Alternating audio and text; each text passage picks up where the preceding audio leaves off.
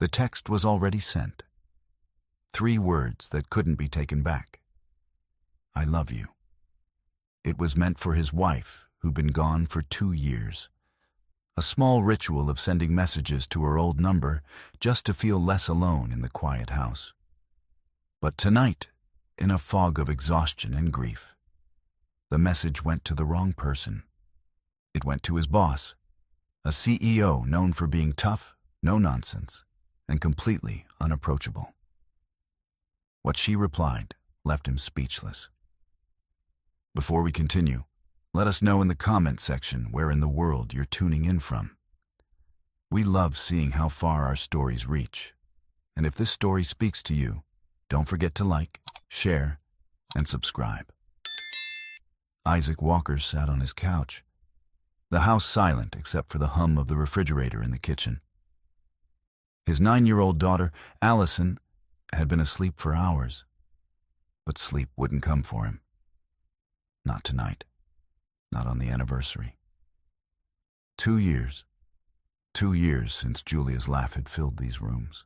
2 years since he'd heard her voice call him from the kitchen, asking if he wanted coffee.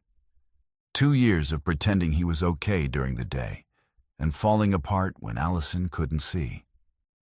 He picked up his phone, scrolling to the contact he'd never been able to delete. Julia's number was still there, still saved with the heart emoji she'd added herself years ago. The phone company had disconnected the line months ago, but Isaac kept texting anyway. It was pathetic, maybe, but it was all he had. His fingers moved across the screen, typing out the words that had become a ritual. I love you. I miss you so much. Allison asked about you today. She wanted to know if you could see her from heaven. I didn't know what to say. He stared at the message for a long moment, and then hit send.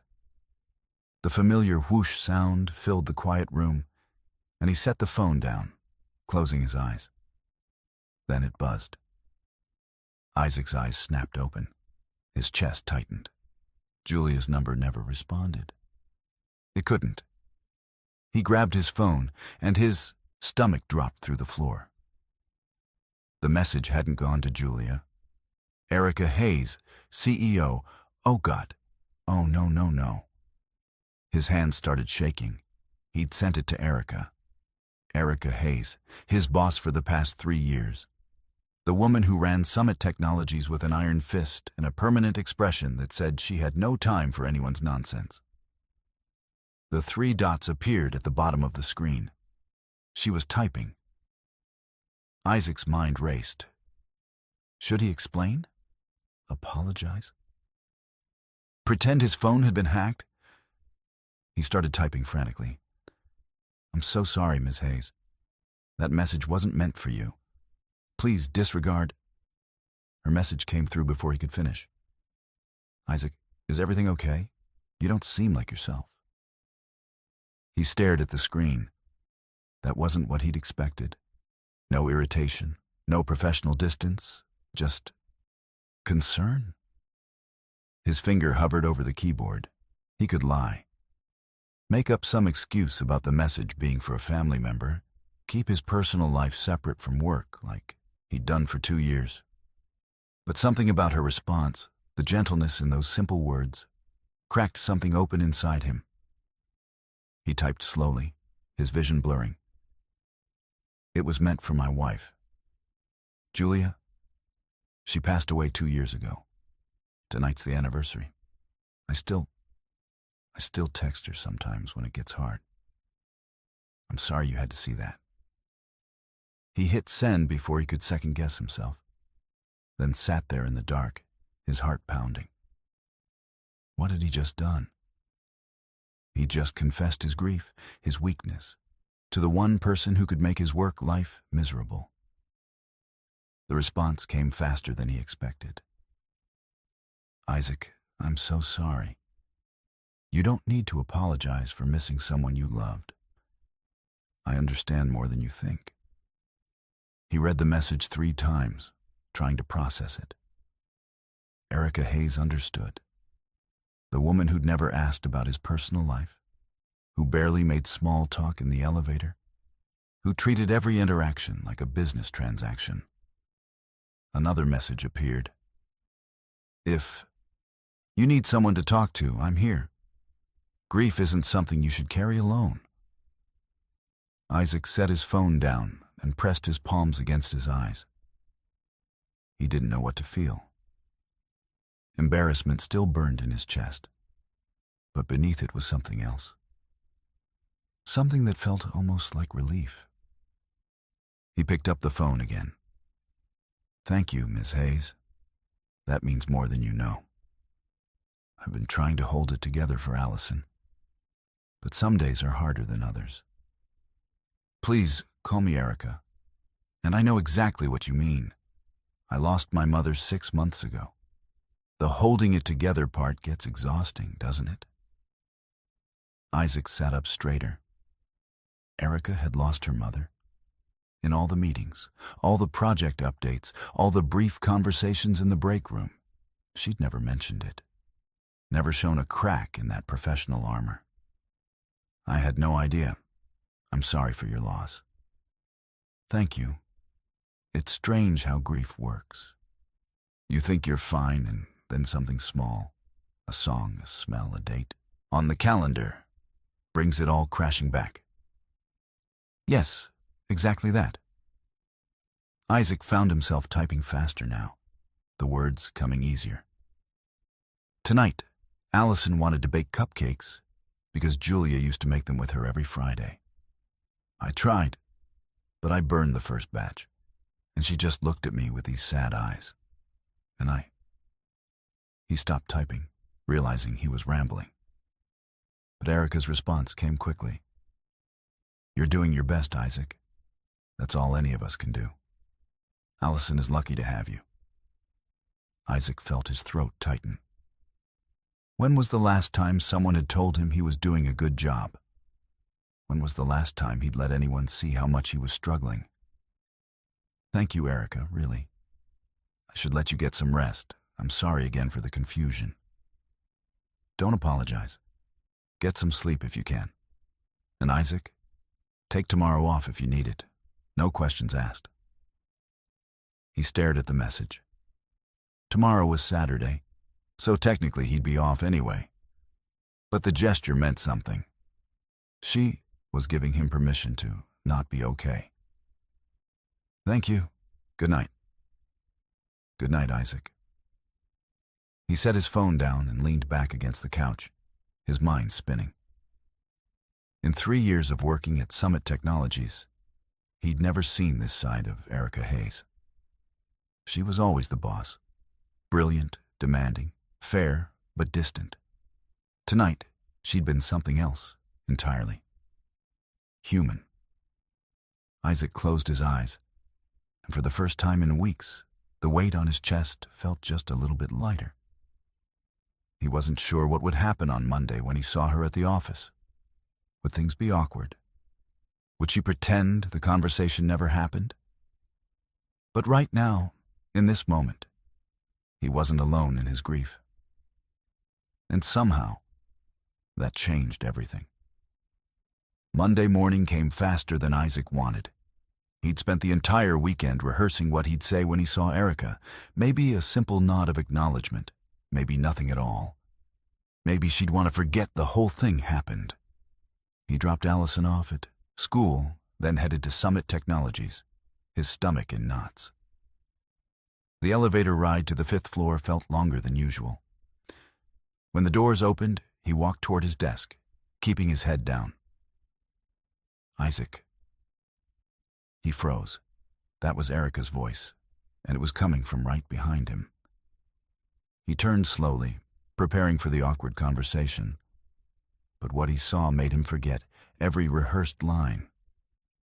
Erica stood there in her usual business attire, but she was holding 2 cups of coffee and a small white bakery box.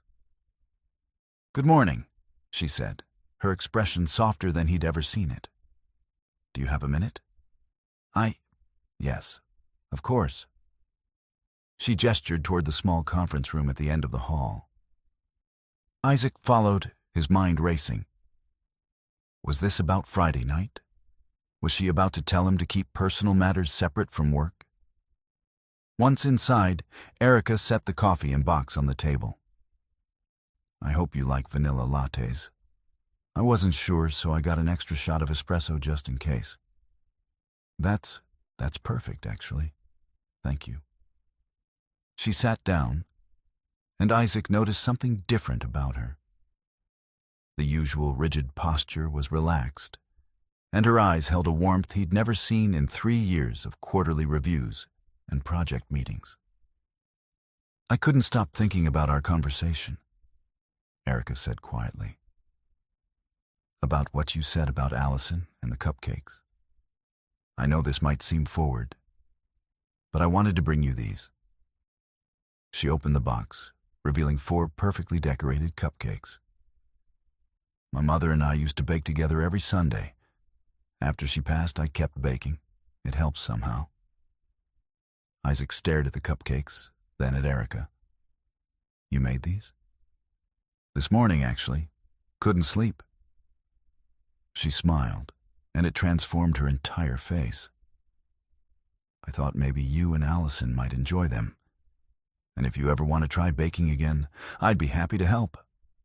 I've learned a few tricks for not burning things. Something in Isaac's chest cracked open. Why are you doing this? Erica met his eyes. Because I know what it's like to carry grief alone. After my mother died, everyone at work tiptoed around me. They meant well, but it made me feel invisible. Like I had to pretend that everything was fine. She paused, her fingers tracing the edge of her coffee cup. When I read your text Friday night, I recognized something. You're drowning, Isaac, and nobody should have to drown alone. Isaac felt his throat tighten. I've been trying so hard to keep it together for Allison, to be strong for her. You are strong, but strength doesn't mean doing it all by yourself. They sat in silence for a moment, and Isaac realized this was the most real conversation he'd had with anyone since Julia died. Not the polite condolences, not the careful, how are you holding up? Questions that people asked, but didn't really want answered. This was different. Thank you, Erica. For the coffee, for the cupcakes, for everything. She nodded. Anytime. I mean that. The following Saturday, Isaac was attempting to fix Allison's bicycle chain when his doorbell rang. He wiped his greasy hands on a rag and opened the door, expecting a delivery. Instead, Erica stood on his porch, holding a grocery bag and wearing jeans and a casual sweater. The first time he'd ever seen her in anything but business clothes. I hope this isn't too intrusive, she said quickly, but I thought maybe Allison would like to try baking cupcakes again, properly this time. Isaac's surprise must have shown on his face because Erica immediately started backtracking. I'm sorry, this is too much, isn't it? I should have called first. I just thought. No, Isaac interrupted. No, this is really kind of you. Please come in. Allison appeared in the hallway, her eyes widening when she saw Erica. Ms. Hayes? What are you doing here? Erica knelt down to Allison's level. I heard you like cupcakes, and I thought maybe we could bake some together. Would that be okay? Allison looked at her father, who nodded. Then she smiled. The first real smile Isaac had seen from her in weeks. Yes, Daddy always burns them. Hey, Isaac protested with a laugh. I'm standing right here. The kitchen filled with flour dust and laughter as Erica guided Allison through the recipe. Isaac watched from the counter, struck by how natural this felt. How Erica patiently explained each step, how she didn't flinch when Allison accidentally spilled vanilla extract on her sweater, how she asked about Allison's favorite subjects at school and actually listened to the answers. My mom used to let me lick the spoon, Allison said suddenly, her voice quieter. The kitchen went still. Isaac tensed, ready to redirect the conversation, but Erica just smiled gently. My mom did too. Want to know a secret? I still do it, even though I'm a grown-up. Allison's face brightened. Really? Really? Here. Erica handed her the mixing spoon. But just a little bit. We need some for the cupcakes. As Allison carefully licked the spoon, Isaac caught Erica's eye. She gave him a small, understanding nod. She knew what she was doing, making space for Julia's memory instead of pretending she'd never existed. The cupcakes turned out perfect, and as they sat around the kitchen table eating them, Allison talked more than she had in months. About school, about her friends, about missing her mom, but also about the good memories they'd shared. After Allison went to watch TV, Isaac walked Erica to the door. Thank you, he said. You didn't have to do this. I wanted to, Erica replied. She's wonderful, Isaac. You're doing an amazing job with her. I don't feel like I am most days. That's how you know you're doing it right. Erica paused, then added, I'd like to come back sometime, if that's okay. I miss this. The simplicity of just being with people who understand. Isaac nodded, feeling something shift in his chest. I'd like that too. Over the next few months, Erica's visits became regular. Some Saturdays, she'd bring ingredients for a new recipe. Other times, she'd just show up with coffee and listen while Isaac talked about his week. Slowly, carefully, the walls between them came down. Isaac found himself looking forward to her visits in a way that made him feel guilty. He'd catch himself checking his phone, hoping for a text from her. He'd replay their conversations in his head while lying in bed at night. And worst of all, he'd started noticing small things. The way she laughed, the way her eyes lit up when Allison told her stories, the way she always remembered Allison's favorite flavor of ice cream. One evening, after Erica had left and Allison was getting ready for bed, his daughter padded into the living room in her pajamas. Daddy? Yes, sweetheart? I like Miss Hayes. She's nice. She is. Allison climbed onto the couch next to him, her expression serious. Do you like her? Isaac's heart skipped. What do you mean? I mean, do you like her like you liked Mommy? The question hung in the air. Isaac opened his mouth, then closed it. How did he answer that? How did he explain that yes, he was developing feelings for Erica, but it felt like a betrayal to Julia's memory? It's okay if you do, Allison said softly. Mommy would want you to be happy. She told me that once, before she got really sick. She said if something happened to her, she wanted you to find someone who made you smile again. Isaac felt tears prick his eyes. She said that to you? Allison nodded. I think you should tell Ms. Hayes. I think you like her, and I think she likes you too. That night, after Allison was asleep, Isaac sat in the dark with his phone in his hand. He'd been fighting these feelings for weeks, telling himself it was too soon, too complicated, too impossible. But Allison's words echoed in his mind. He typed out a message to Erica before he could overthink it. Are you awake? Her response came quickly. Yes. Everything okay? Can we talk? Tomorrow, maybe? Of course. My place or yours? Yours, if that's okay. After I drop Allison at her friend's house.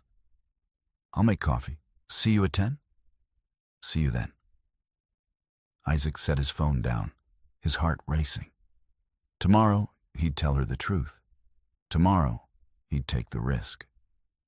Because Allison was right, Julia would have wanted him to be happy. And Erica made him feel something he thought he'd never feel again. Hope. Isaac stood outside Erica's apartment door, his hand raised to knock, his heart hammering against his ribs. He'd rehearsed what he wanted to say during the entire drive over, but now every word had evaporated from his mind. Just knock. Just do it. He rapped his knuckles against the door, and seconds later, Erica opened it, smiling warmly. She was wearing jeans and an oversized cardigan, her hair down instead of pulled back in her usual professional style. She looked different, softer, beautiful. "Come in," she said, stepping aside. "Coffee's ready." Isaac followed her into the apartment, taking in the cozy space. Bookshelves lined one wall, filled with novels and cookbooks. Framed photos sat on the mantel. Erica and an older woman who must have been her mother, both of them laughing. "Your apartment is nice," Isaac said, accepting the mug she handed him. "Thanks. It's been my sanctuary since Mom passed." Erica settled onto the couch, curling her legs beneath her. "So, what did you want to talk about? You seemed serious in your text." Isaac sat down across from her, gripping his coffee mug like a lifeline. This was it. No backing out now. "I need to tell you something, and I don't really know how to say it without sounding like an idiot." Erica's expression shifted, concern flickering across her face. "Isaac, whatever it is, you can tell me." He took a deep breath. "These past few months, having you in our lives, in my life, it's changed everything. You've helped me in ways I didn't even know I needed help. You made Allison smile again. You made me feel like maybe I could survive this grief. Isaac, please, let me finish before I lose my nerve." He set his mug down, his hands shaking slightly. "I never thought I'd feel this way about anyone again. After Julia died, I convinced myself that was it. One great love per lifetime, and I'd had mine. But then you showed up at my door with cupcakes, and you let Allison talk about her mom without making it awkward, and you understood my grief without me having to explain it, and I..." He paused, meeting her eyes. "I'm falling for you, Erica. Maybe I already have fallen, and I know this complicates everything. Work, our friendship, all of it. But I couldn't keep pretending I don't feel this way." The silence that followed felt endless. Erica stared at him, her expression unreadable, and Isaac's stomach dropped. He'd made a mistake. He'd ruined everything. Then she smiled, and her eyes filled with tears. "Isaac, I've been terrified you'd never say that." His breath caught. "What? Do you think I show up at my employees' houses every Saturday to bake cupcakes?" She laughed, wiping at her eyes. "I've been falling for you too. From that first night, when you were honest about your grief, when you let me see the real you, not the polished professional version you show at work. But I was afraid to say anything. Afraid I'd make you uncomfortable. Afraid I'd ruin what we were building." Isaac felt like his heart might burst out of his chest. "So you feel the same way?" "Yes, you idiot." Erica moved to sit beside him, taking his hand in hers. "I've felt the same way for months. I just didn't know if you were ready, if it was too soon. I don't know if there's a right time for this," Isaac admitted.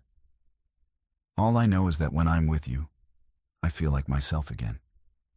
Not just the grieving widower, not just Allison's dad, just me." Erica squeezed his hand. "That's exactly how you make me feel." They sat there for a moment, hands intertwined, years of loneliness and grief finally giving way to something new. Something neither of them had been looking for, but both desperately needed. "So what happens now?" Isaac asked. "Now?" Erica smiled. "Now we figure it out together, one day at a time." Isaac leaned in slowly, giving her time to pull away if she wanted. She didn't. Their lips met softly, tentatively, and Isaac felt something click into place, like a part of himself he'd thought was lost forever had suddenly been found. When they pulled apart, Erica rested her forehead against his. "For the record, this is the best mistake you've ever made." Isaac laughed. "Sending that text to you instead of Julia?" "Exactly that. Sometimes the universe knows what we need better than we do." 3 months later, Isaac stood in his kitchen with Allison, flour covering the counter and chocolate chips scattered everywhere. They were attempting Erica's famous double, chocolate cupcakes for a special occasion. "Dad, you're doing it wrong again," Allison said, giggling as Isaac tried to fold the batter. "I'm following the recipe exactly." "No, you're supposed to fold it gently. That's what Erica always says." The doorbell rang, and Allison's face lit up. "She's here." Isaac's heart rate picked up. Tonight was the night. He had the ring in his pocket. Simple, elegant, exactly what he thought Erica would like. Not a replacement for what he'd had with Julia, but something entirely new. A promise of a different future. Allison ran to answer the door, and moments later, Erica appeared in the kitchen doorway, her eyes sparkling with amusement at the disaster zone. "Should I be worried?" she asked. "We're making your cupcakes," Allison announced proudly, "for a special surprise." "Oh, really?" Erica walked over, inspecting their work. "Well, they're certainly creative." Isaac caught her eye and smiled. "We might need your help." "I think you might." Erica rolled up her sleeves, and together, the three of them worked to salvage the batter, laughing when Allison accidentally dabbed frosting on Erica's nose. As the cupcakes baked, filling the kitchen with a warm smell of chocolate, Isaac watched Erica and Allison chatting at the table, and his heart swelled.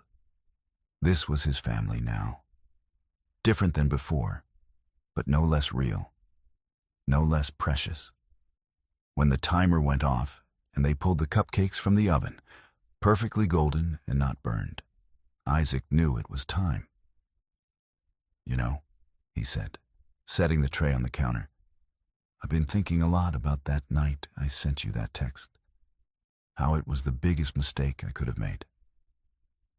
Erica tilted her head, curious. "And?" "And I realized it wasn't a mistake at all. It was the universe pushing me toward exactly where I needed to be." He reached into his pocket, his hand closing around the small velvet box. "You came into our lives when we were drowning, Erica. You gave us hope. You gave us laughter. You gave us a reason to believe in tomorrow again." Erica's eyes widened as Isaac dropped to one knee, and Allison bounced excitedly beside her. "Erica Hayes, would you marry me? Would you let us be your family the same way you've become ours?" Tears streamed down Erica's face as she nodded, unable to speak for a moment. Then she whispered, "Yes. Yes, of course I will." Allison cheered as Isaac slipped the ring onto Erica's finger, and when he stood, Erica pulled him into a kiss that tasted like chocolate and tears and pure joy. "I love you," she whispered against his lips. "I love you too." Allison wrapped her arms around both of them, creating a 3-person hug in the middle of the kitchen. And as they stood there, surrounded by the smell of fresh-baked cupcakes and the warmth of each other, Isaac felt something he hadn't felt in 2 years. Complete. 1 year later, Isaac and Erica stood in their backyard, surrounded by close friends and family. Allison stood beside them in a pale blue dress, holding a small bouquet and grinning from ear to ear. The ceremony was simple, intimate, everything they'd wanted. When the officiant pronounced them husband and wife, and they kissed as the small crowd erupted in applause. Isaac caught Allison's eye. She gave him a thumbs up, and he couldn't help but laugh. At the reception, as they cut into a towering cupcake display instead of a traditional cake, Erica leaned close to Isaac. "Happy?" she asked. "Incredibly," he replied. "You?" "More than I ever thought possible." She paused, her eyes twinkling. "You know, I never thanked you properly for that text." Isaac laughed. "The one I sent by mistake? The one you sent exactly when you were supposed to?" Erica kissed his cheek. "Because it brought you to me, and I wouldn't change that for anything." Later that evening, as the celebration wound down and Allison danced with Erica's sister, Isaac pulled out his phone. He scrolled to Julia's old contact, the one he hadn't deleted, the one he probably never would. He typed one final message. "Thank you for Allison. Thank you for the years we had. And thank you for teaching me that love doesn't end. It just grows and changes and makes room for new people. I hope you're proud of us. I hope you know we're going to be okay." He hit send, letting the message disappear into the void one last time. Then he pocketed his phone and walked back to his family, his daughter, his wife, his future.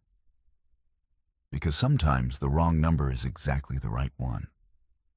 Sometimes mistakes lead to miracles.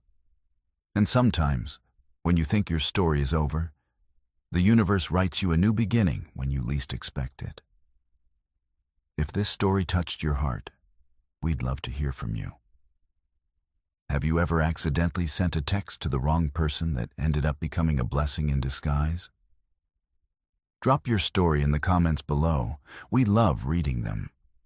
Also, tell us the part that resonated with you the most. And don't forget to subscribe to Soul Story for more emotional journeys like this one. Hit that like button and share this with someone who needs to hear that second chances are real. Thank you for watching.